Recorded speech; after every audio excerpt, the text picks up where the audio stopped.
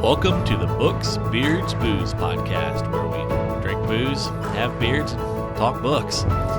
Each episode, we tackle the best in news and brews, and then we do a deep dive on a free-to-read short story. So why don't you come on in and join us?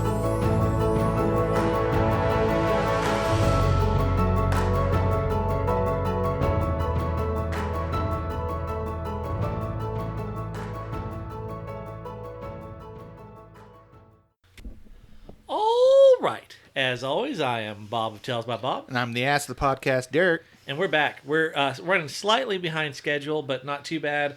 But we're going to make up for it. We got lots of things coming. So we're going to make up for it by just being doubly entertaining. Yeah. I think that's accurate. So starting off, we are going to be sipping Rittenhouse Rye during this episode. I haven't had a rye in a good long time. I'm excited. I'm not a rye guy. There are only two ryes that I like, and this is one of them. Have you had, what was the other one? I had one once. Well, I've had the Bullet Rye. Bullet Rye I've had. There was a specific rye that I bought once. I can't remember if you tried it with me or if I just told you about it. No, I like Rittenhouse is my favorite, and then there's a High Texas Rye, I think is what it's called, that a friend of mine, Cameron, brought me back from Texas, and it was real good. That bottle is dead. Amazing how that works. Yeah, and this Rittenhouse is almost dead. But rye to me is like, if it's a good rye, it's just so perfect for sipping to me. Like, I just love to just sip rye. So I like them because, if my understanding is correct, and it's been a long time since I've looked at this, ryes generally have the spicy, quote unquote, impressions that they leave on your tongue, which is usually black pepper, which I love, and other harsh, strong spices. Yeah. Instead of like the vanilla or the caramel, which is more other stuff. And I kind of like it. It's got a bit more bite. But you got to be in the mood for it. And you need to know it's coming. That's always the thing. Yeah. To me, it's kind of like tequila. You know, it's like it's very rare. Is it that I'm just like, you know what, I want some fucking tequila. But when you do, when I do, man, doing some shots of tequila, and that's the thing. I only ever shoot tequila. I don't. Now that's it. Would I turn down a tequila sunrise? No. I don't think I've ever had a tequila sunrise. Is it just tequila and like? It's orange juice and peach schnapps, I think. Huh. I think that's tequila sunrise. We may get corrected, but it's something like that. Yeah. I'd definitely try it. The only thing I like, vodka is the thing that I only shoot. Like, I don't mix it, and it's got to be ice cold. I don't drink vodka anymore. No, really? Why is that? Well, I'm just burnt out on it. And it's fine. Like, it's not like one of those, if I drink it, I'm going to throw up. No, but if I drink it, I tend to get hangovers. Like, it's pretty much a recipe for a hangover if I drink vodka. For me, I'm pretty good with it because I don't mix it, so it's straight. Yeah. I don't have the sugars from a mixer or anything like that. Mix it with Sunny D. That's so sweet though. But if you get the whipped vodka, mix it with Sunny D, it tastes like a creamsicle. And typically, I don't really get much in the way of bad hangovers off of that. But also, just my taste over the years have changed. I don't really drink the sweet stuff like that anymore. And obviously, my thing with that is, like with the vodka, I just make sure that it's ice cold, and then it doesn't matter. I just take it shots because an ex left a bottle of it in my freezer. Yeah. And I was like, well, it's not gonna go to waste. And then I did it in shots because I didn't have anything to mix it with. And I was like, it's just a cold shot. Yeah. This isn't bad. Yeah, I mean, there's certain drinks that are like that, like Rumple. Rumple. If you're not drinking it like out of the freezer, you're fucking up. And that's how Jaeger's supposed to be served. See, Jaeger's supposed to come out the freezer. You say that, but my coworker out here going camping with a bottle of Jaeger, and I'm like, what are you doing? There's no ice for this thing. I mean, my thing is, first of all, just fuck Jaeger. Just in general, just where I'm at in my life is just fuck Jaeger. See, my thing is like people like it and they're like, it's got that licorice. Like, but see, I like black licorice. Like as a candy, it's one of those. It's trash, but yeah, I can understand. I can get behind it. I'm not gonna eat a ton of it, but every once in a while I can be like, okay, I could fuck with it for like 7 or 8 jelly beans. That'd be great. After that, I can't do it. Yeah. But like alcoholic licorice. Well, so you know what? It's technically a digestif. You're supposed to drink like a small shot of it after a meal. is what Jaeger is really kind of designed for. Yeah, but they shouldn't see. They say digestive. You know what they mean is that you're just gonna throw up everything you just ate. I think so. Yeah, it's German weight loss. Yeah, your body's just gonna be. Yeah, so that's what we're sipping. I have a little dab of beard news for us. Just a dab. Is it that we both still have beards? We do, of course. You know, we're rocking the beards. So here's my beard news. Saw an interview with Jake Gyllenhaal about him playing Mysterio in Spider-Man: Far From Home. And this was the part that caught my eye. And I quote, "Well, beard length was definitely an issue for that one. I didn't have a lot of control of the length of the beard. The beard was already something they desired. I think so. I mean, look, I got there, you know, there's that first day before you start and everyone's like, longer? Shorter? Well, if we go shorter, we're going to have to commit to this. It's absurd, but, you know, there's an ease. There's an ease in those movies. Here's where I take issue. It's not absurd. The beard length was arguably the most important decision in that movie." Okay, hold on. So, is this something that you're reading that's an opinion, or is this a Bob take? Bob take. Haven't seen the movie. Right. You don't. Not real sure who Mysterio is. It's a Spider-Man villain, obviously, since it's talking about Spider-Man. Yeah. But he also said, all right, the beard's not as nice as Chris Evans, but it'll do, is what someone told him about his beard as Mysterio. But just the way he was kind of blasé, like, oh, you know, the beard, it's not that important of a decision. It's a very important decision. No. So I will defend him in this way. It's not that important a decision because having a beard is not really the decision. Of course you have a beard. Right. I don't understand. Yeah. And the whole, like, longer, shorter, obviously, if you can go longer, go longer. Why don't you just ask your beard? Right. The beard will tell you the way. Yeah, you're just not gonna take its opinion into account. That seems just silly. Kind of, yeah. It's just silly. Which, like, I had to have a heart-to-heart with mine. You know, I'd let mine go a long time without trimming it, and then I finally trimmed it back and was like, oh, I kind of like how this looks. Good job, good looking out, beard. You reminded me of this.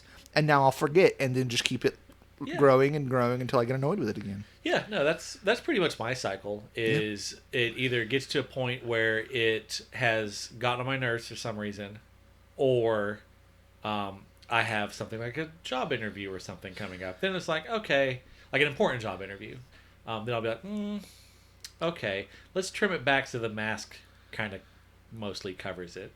Because the masks I have put this, I got extra large masks for the beard. Doesn't matter. And my beard right now is so big that even with this extra large mask, there's probably like 2, maybe 3 inches sticking out from under. Yeah, 100%. And it creates this indention, and it kind of huge indention, like bigger than my normal masks. Does it do the thing where it curls up? Yes. Yeah, that's how. And when I take the mask off, it is virtually impossible to get it to do back right without taking a shower, basically. Exactly. Like that dent is there for the rest of the day. Yep, that's how you could tell when they took away the mask mandate at the building I work in, because I don't have that in my beard anymore, because that was the worst. Yeah. Because at that point, my beard, I had not cut it since COVID started. Yeah. So, I mean, it was... So, let's talk about that just very briefly. I just want to talk about the weirdness of this mask protocol on job interviews, because here's been my issue.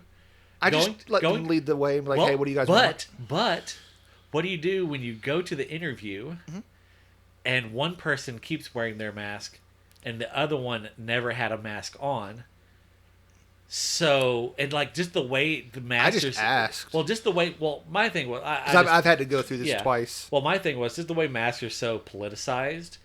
I just figured I just wasn't going to bring it up to not leave the opportunity for anyone to say anything. And I just left my mask on. Because the way I figured it is... Ideally, neither person cares. Yeah. Worst case, they both care dramatically. And, one way or the other. One way or the other. And it's like, I've already committed to having the mask on. And if I take the mask off, my beard's going to look super dumb. 100%. No, see, 'cause I had the same issue because I went upstairs. When I went upstairs to interview, luckily I interviewed the same person twice. Yeah. Or three. So either way, I went up and I interviewed with this person. The first time I went up there, she wasn't wearing a mask. And I was like, she was older, so I was like, hey, I've got this one on. Do you want me to? And she was like, no, you can take it off. We're sitting far enough apart. Yeah. I want you to be comfortable. I'm like, okay, cool.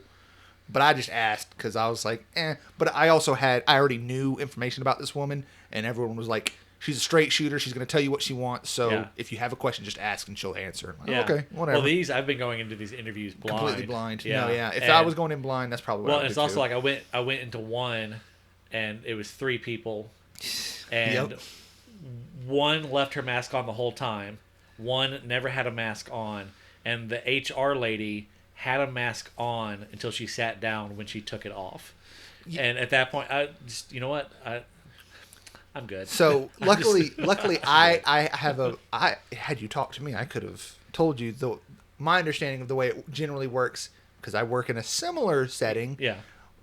Basically, you'll find as a lot of people, the building wants you to wear it, especially if it's not a building that's only got your department in it. Right. So a lot of buildings will still ask that you do it. So when you're moving between departments, doorways, and the hallway and stuff like that, they ask you to wear it. Yeah. That's probably why the HR person had it on. And then once she sat down and she was situated somewhere, then she took it off, because that's generally the ruling kind of thing, is the way people right. And then other time, I bet you anything, the person that was wearing it probably had a reason. For example, I have a coworker who won't wear it at her workstation, but anytime she leaves her workstation, she puts it on because she has a newborn. Yeah.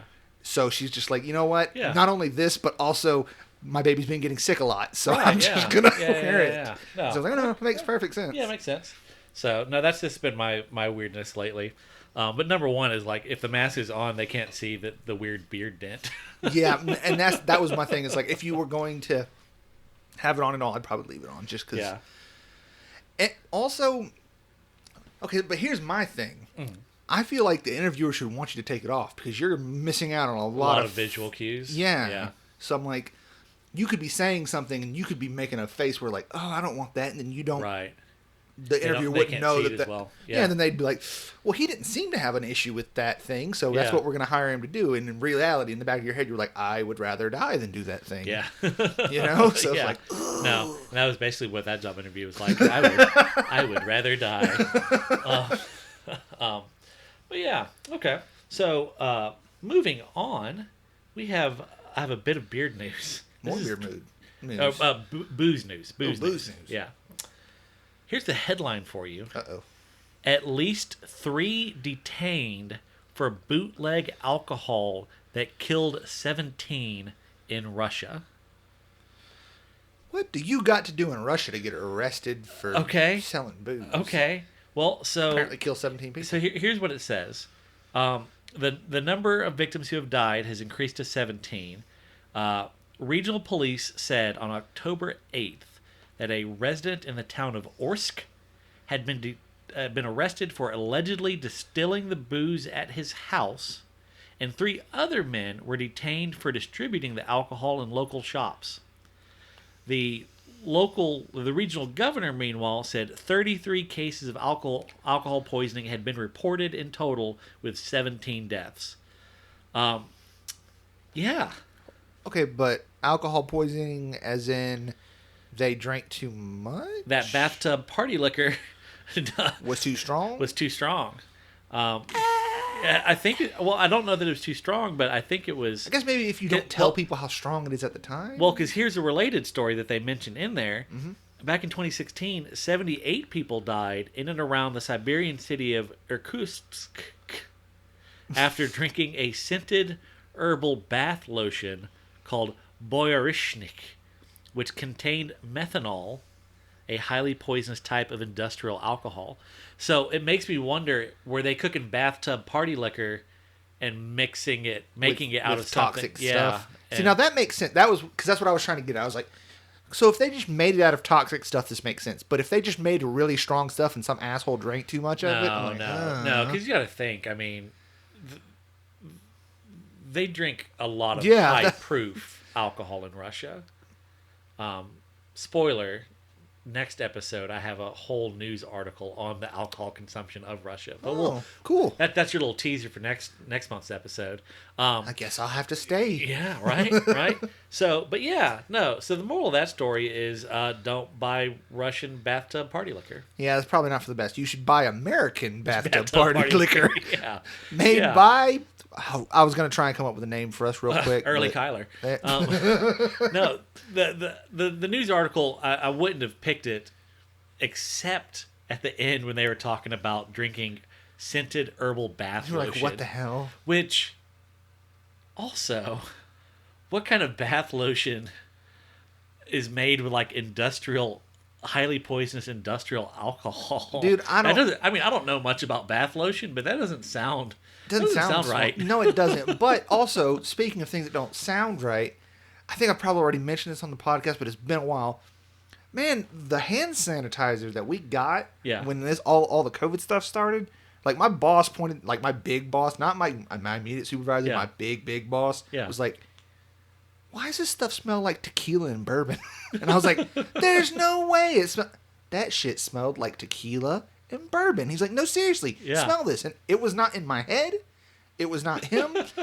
Because afterwards, we'd let people smell it without telling them. They're like, "Why does this smell like tequila?" I'm like, I don't know. Maybe they would have tried to drink that in Russia. I have no doubt that someone probably tried to drink it in America. Kind of a related story. Years ago, I was on a cruise, and they did a midnight adult comedy. Mm-hmm. And so we went to it, and we're there, and a person got up, like, right in the middle of this guy's set, and the comedian stopped and was like, hey, where you leaving? Where are you going? He was like, well, I'm just going to the bathroom. Like, oh, okay, that's fine. Person leaves the room, and as soon as the person's out of the room, he's like, everyone, the color of the bathroom soap is pink. And kind of a weird statement. Person comes back in a few minutes later and says, "Hey, oh, you're back. Thanks for coming back. Question: What color was the bathroom soap?" And they were like, white. And everyone just like died laughing because it was clear that the person hadn't washed their hands. And so I don't know. That was just a weird. A weird story, and you could just see the person like, "Why is everyone like what's going on? Why is everyone laughing?" So, but yeah. So, if you haven't yet, you need to stop this episode. You need to go to our website, bookspiritsbooze.com. You need to go to our short reads tab and read The Phoenix on the Sword while drinking. Yeah, preferably while drinking some rye. Correct. But it's as if you're coming into this episode blind for whatever reason, every month we pick a short story that I have found somewhere online free to read. And we're doing a 4-pack of Conan stories. And this is the 3rd month of doing that. And we're kind of moving through Conan's career here. And if just a quick touchstone so you know where we're coming from on this, I completely nerded out over the first two. Yes. I like them a lot. Yes. So. All right. So now we're on the 3rd one. Derek, initial thoughts. Did you like it or not? Yeah, I liked it. Yeah. Okay. Did you like it as much as the first two? No. Same. No, I didn't. But I just have to quickly. And so I just happened to log on to Goodreads earlier today and saw that you had highlighted which was awesome, something that's in my notes. Oh, really? Yeah.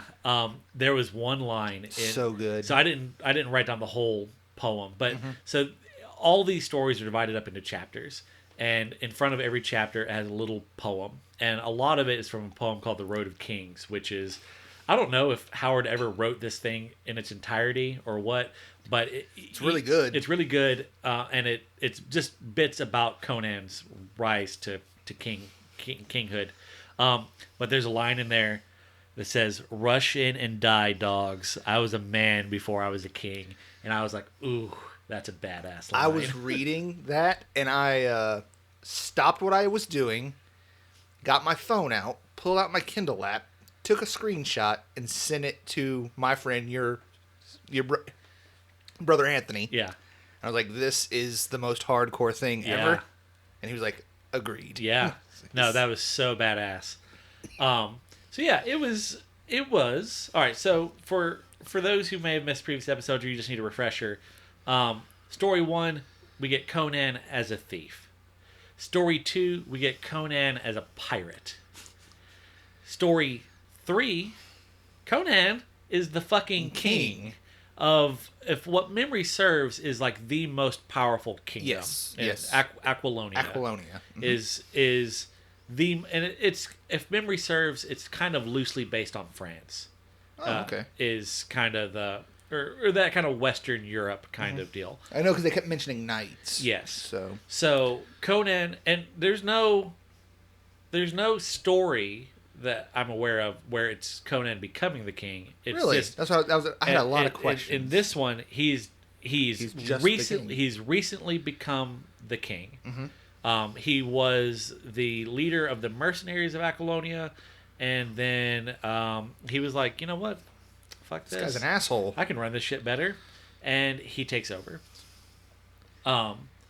And it's pretty cool. Now, on this story, it's a slow start. It's a bit of a slow start. It's a lot of exposition, a lot of scheming going on in the background, a lot of this, that, and the other. But it does pay off in the end.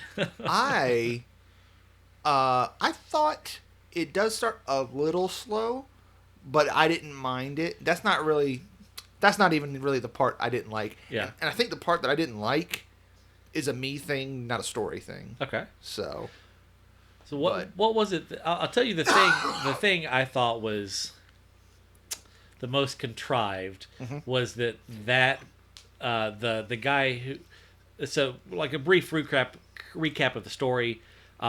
This bandit, this hyper intelligent bandit, is scheming. He's got this group of 4 people that think that they're using him, but really he's using them.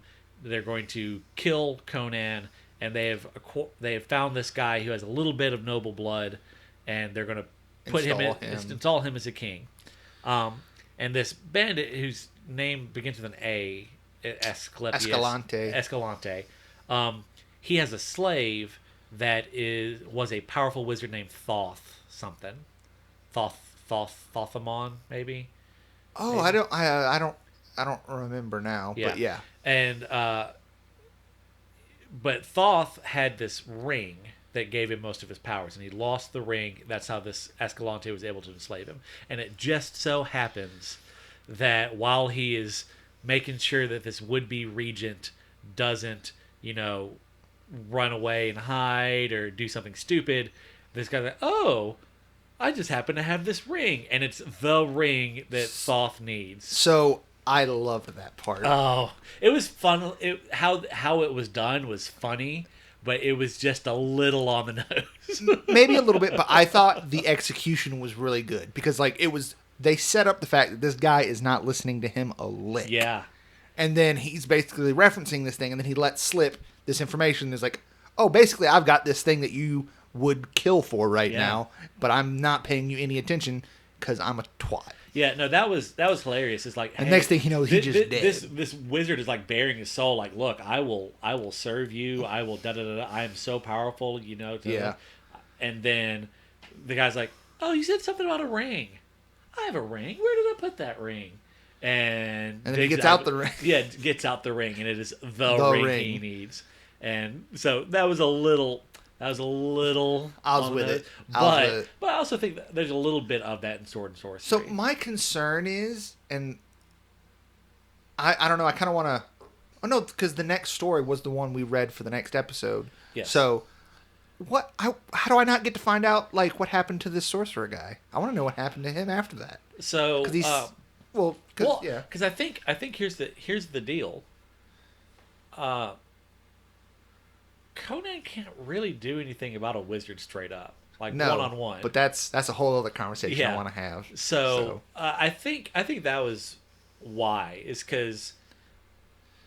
But see, I don't know that that's necessarily a reason, because these sorcerers keep popping up in these stories anyways. Yeah. And he still has to deal with them. That's what makes it cool, because if Conan's fighting a man of flesh and blood, fuck out my face. Yeah. But That's the point, is all these sorcerers kind of got this stuff, and he's like, ooh, well, now we know that he might actually get got. Right, yeah. No, so I don't know. Yeah, I don't know why Howard decided maybe, you know... Well, and he I was don't know, there maybe, for a purpose, and then he... gone. Maybe, but I would have liked he to... shows up elsewhere. But that's what I was wondering. I think my thought was that Thoth probably went back to where the Set worshippers are. I can't remember the name of their kingdom. Isn't it Stygia? Stygia, yeah. My thought is he goes back. He just goes home. Yeah, he goes. He's like, I got my stuff. He's got the ring because the reason he fled was he didn't have his ring. He couldn't fight these guys off. He couldn't protect himself. He couldn't protect himself. My thought is he's probably, now he's got the ring, going to go get the people who would have got him. Is my thought. Yeah. I guess it would make sense because like he was only there because he had no choice. He didn't really have anything against Conan that I remember. Yeah, no. So he was like, I got my stuff. I can bounce. I don't want to be here anyways. Yeah. No, he was just trying to lay low. So I guess that's it. My thought. I don't know if he ever shows up elsewhere. If any of the other, because that's the thing. Like Howard wrote all these stories, and then a lot of people came in and wrote a bunch of other stories. Like Lynn Carter is kind of one of the main ones, and Clark Ashton Smith. Like they kind of picked up the mantle and wrote a ton of other stories. Man, I'd be scared to read some of those. I'm like, oh no, are they as good? I don't know. Yeah, I haven't read, and that's the thing. I really tried to find some. I tried to find anywhere where there was one of the stories that they wrote that was free to read online, and I could not find a single one anywhere because that was the plan. Was it in like the 70s they came out or something? Yeah. Because that was an 60s, issue. 70s kind of deal, I think. Because there was, so just to briefly mention this, is like we're looking at another author or something like this to do after we finish all the Conan stuff, and I had something I wanted to do, but it was from the 70s, so it wasn't far enough away, so there wouldn't have been free examples of it. Yeah, that's the thing. Makes sense. And that's, it's hard to find modern authors. Like you can find modern authors that have one or two stories that are free. Yeah. Like for example, Scott Lynch, who the after we do these Conans, we're doing him as kind of a palate cleanser. He has, he's primarily a novelist, but he has written, I think it's like 5 short stories that are out and about, but only one of them can you find somewhere free to read online. The rest are in anthologies. You'd have to buy the anthology to do it. I feel like I'm going to buy another one of these Conan anthologies, though. Okay, yeah. Because these have been a lot of fun. Yeah. I almost straight up bought a book. Yeah. Like just a novel. But I was like, let's slow up. Yeah, no, I think it'd be cool to get one of the Lynn Carter ones. I was going to say, why am I blanking on his name? The original. Howard? Yeah. Yeah. Did he write any novels or only short stories? He wrote one. And we'll talk about it next episode. Okay. Because you'll see why when next episode. Gotcha. But yeah, so he wrote one that I'm aware of. And it was called something. What was it called? The Hour of the Dragon. What's the name of it? Anyways, back to the story. So essentially what we're looking at is these guys are setting up a coup attempt, and then we're going to follow through on the coup attempt, and that's what the story is about. And so that's the thing that I've discovered I don't like a ton. And I can't exactly put my finger on it, but here's go with me. This is where I'm at so far. Okay. I liked the other 2 stories that we've read prior to this one more. Yeah. Because it felt more sword and sorcery, which is to say, like, it's an adventure. Yes. He has no set place in the world. He's free to roam, to move, to do the thing that he wants to do. There's no telling where he's going to go or what he's going to do. In this situation, he's tied down as a king. Yeah. And the issue with that is, that's not bad. I like those kind of stories a lot. However, that's what I read all the time. Yeah. So that was what I liked, was that it was different. It's kind of like more of a high fantasy Conan, and I don't want a high fantasy Conan. Well, no, and I'll kind of agree with you there. I don't like this Conan as much. He's not as interesting to me. Partly it's because, technically he's peaked. He's the king of the most powerful kingdom. And what do you achieve after that? Like he's kind of gone as far. And the other thing is he's a really good king. Which is, I think that's interesting, because I think it's... Well, but it's it's not what I read Conan for. Right. You know, I like Conan for that. Back when he's a thief, like, you know what, I'm just gonna go steal this thing. I'm gonna be a pirate. That he's a kind of a good guy, but he's also kind of still a barbarian. Yeah, and at this point, he's too civilized in these stories. But see, I like that because then when he gets into the fight, and it's like, oh right, y'all done forgot. Oh yeah, y'all done fucked around, and you finna find out. Yeah. But no, see, so what I like about it is the fact that, see now, this is showing a character development that I would appreciate more if it was in a novel. If we're reading short stories, I don't want the character development. Yeah. I want it to be a self-contained little thing, and it's like. But it is cool to see how he has grown. And it is, but you're even so, like, you could.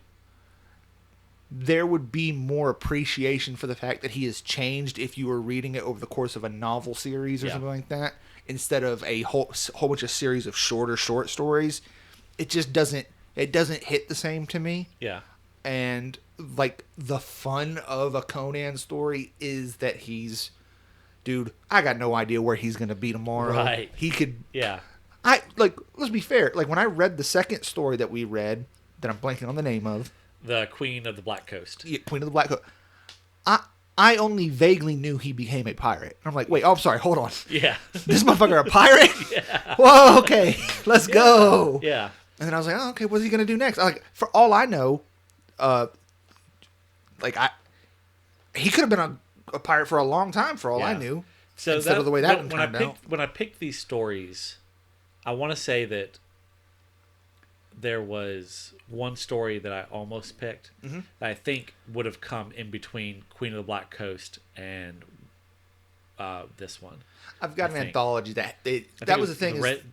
Red Nails, I think, is the name of it. There was a significant skip in my short story compilation between that one and this one, and then the one that we read for the next week's episode or whatever, or the next episode we're doing. That one was immediately following it in chronology. Yeah. So I was like, okay. There's actually a large amount of debate over the internal chronology, actually, weirdly. There's several different chronologies that you can follow. I mean, the broad strokes, they're the same. Yeah. Like Robert Jordan made one. He made his own. And, it's also got to work in the works of Lynn Carter. Because, like, the Lynn Carter stuff is considered canonical. As well. Mm-hmm. So it, working in, well, where do these other stories go, and yada, yada, yada. So there's a large... But I feel like these stories are fairly straightforward. This story and the next one come very late in the chronology. Yeah. And like I said, this was cool. I liked it. The fight scene was incredible. Yeah, and I loved that fight scene. See, and even me, with as much as I know about the construction of things and the narrative and stuff like that, even just looking at it, though, when his sword breaks. Yeah. So for those who have read it or haven't read it, whatever, he goes into this cool dream sequence and meets this the patron saint of Aquilonia, basically. Yeah, super cool. Yeah. But he gets like an invisible, like not an invisible, but a mystical rune of power put on this sword that he has in this dream, and when he wakes up, like it's actually there on his blade. On the sword, yeah. Yeah. But then like the first person that attacks him in this coup attempt, he shatters that sword on that motherfucker's head. And so if you haven't read it, when Thoth gets this ring, he's like, you know what? I'm going to summon up this eldritch horror and go kill Escalante and anyone who's around him. Because fuck him for what he did to me. Yeah. Well, it just so happens that Escalante is in the middle of the coup attempt. In the middle of the coup attempt, he's in the room fighting Conan he's got 20 guys with him. And so basically Conan wakes up.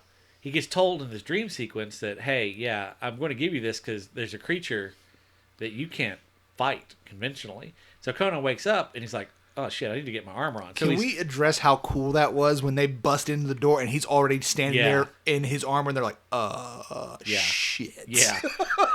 Yeah. And like everything but like his helmet, and he hadn't been able to tie down his sides. That was about it. And you know where he gets wounded? In the side.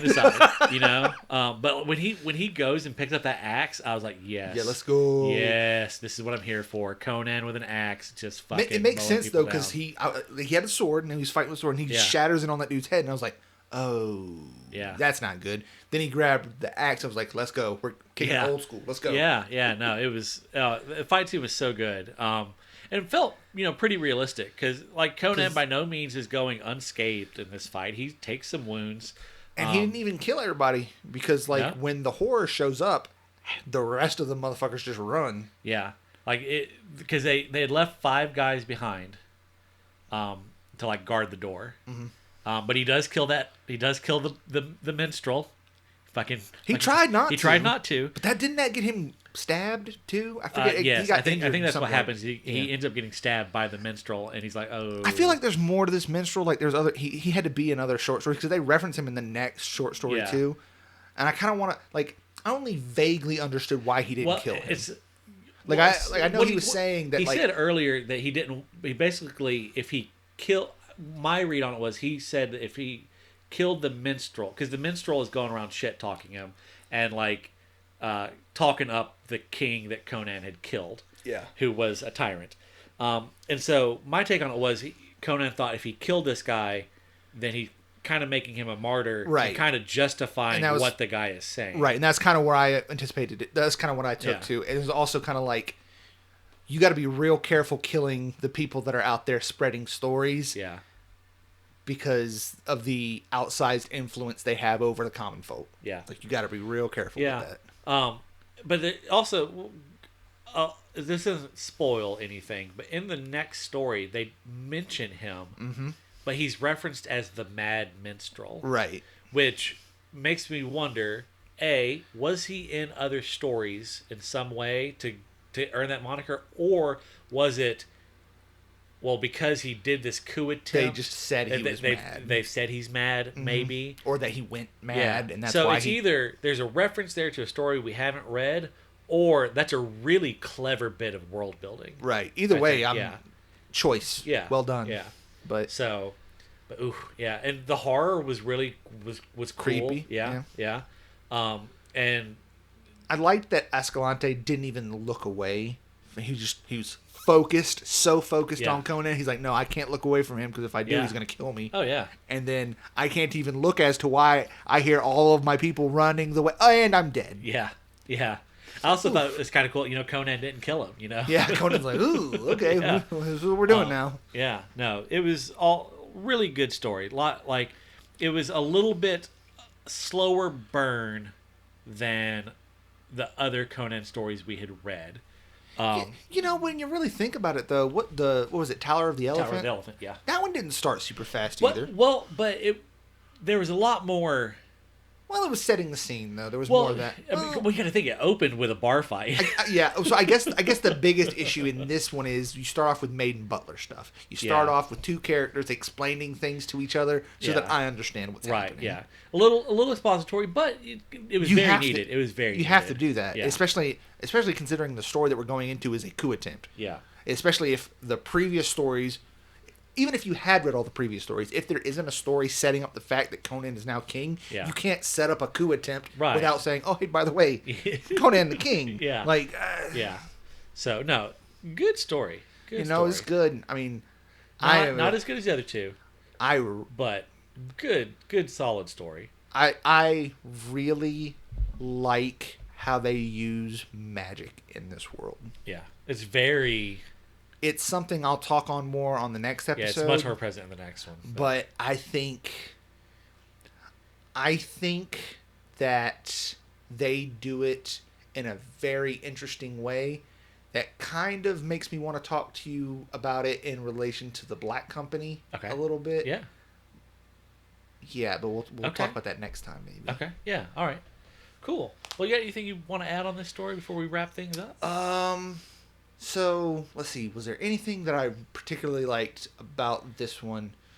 I think as a whole, the story was really good. Like I said, I'm not the biggest fan of the stories so far that have Conan as the king. Yeah. Just because of the, like, again... Yeah, that the sense of adventure is somewhat... lessened. Yeah. So, but it does add you. But it did create an interesting concept where, like, you've seen that he has tamed himself to some extent. Yeah. To try and lead the country took over when he did not actually really want to take it over. He just kind of stumbled into it. Yeah. I will say, I think part of why this isn't my favorite is, while I've never doubted the intelligence of Conan, he has a bit more intelligence about the nature of like ruling a kingdom like this, because he's still pretty new at this point. Right. He has a good understanding of like leadership and like, propaganda. Well, my thing is like I have zero questions about his leadership. Yeah. But just the subtle nuance of ruling a people, it's like the whole thing with the poet. Like he was like, I can't just a little unearned. Like I don't think it was really built up in the. But again, it's a short story. And some of those short stories could be that he is spending more time in civilized lands, because that was one of the big things in. I forget which of the two stories we read before, is him mentioning like, I am not a civilized man. Like I'm not used to this whole being around people thing. It doesn't make sense to me. I do what I do.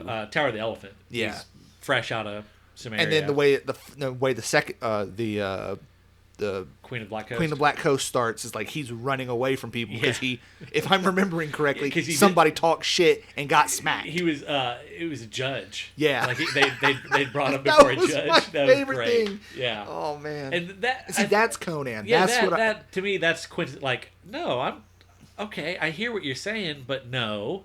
Oh, you're gonna force my hand? Not gonna happen. I'm happen. just gonna kill you now. Yeah. Well, I didn't want to have to do this, but now I'm gonna kill you and leave. Yeah. So it's.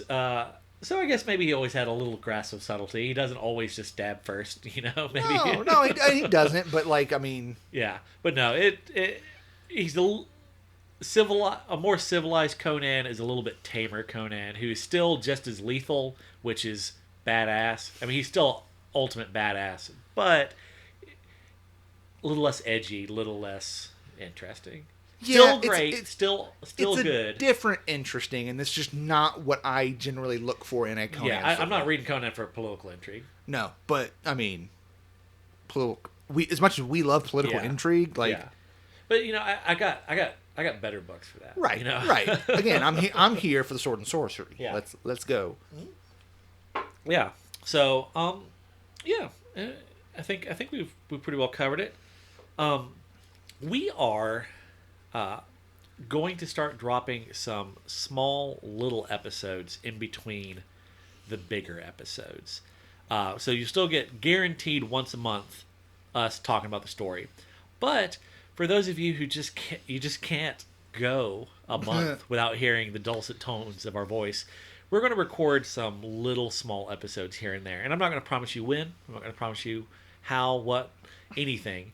But they will be coming. We're probably going to ramp up to it, but so next time you hear our voice, it could be a little 5-minute episode, or it could be when we're covering the next story, which is the Scarlet Citadel.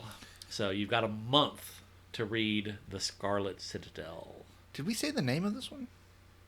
Yes, the Phoenix on the Sword. Oh, that's right. Yeah, I can never remember the name of this one. Yeah, because even when I was looking for it, I was like, the Phoenix Sword. Yeah, no. The Phoenix on the Sword. Phoenix on the Sword, Derek. But yeah, so you got time to read that. Read it, and then we'll be back. We'll be back at the end of October with that episode. Talking about more Conan. Yeah, Conan, Scarlet Citadel next month, and then you have. I'll tell you the A Year and a Day in Old Theridine, which is what will be the short read that drops at the end of November. It's a novella. It's 18,000 words, a little bit longer. But you got plenty of time to read it. And I have read it twice now. It is so good. So, all right. Until next time, may the blessing of the beard be upon you.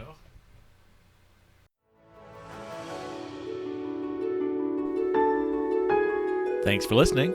Please give us a like, review, or subscribe on the podcatcher of your choice.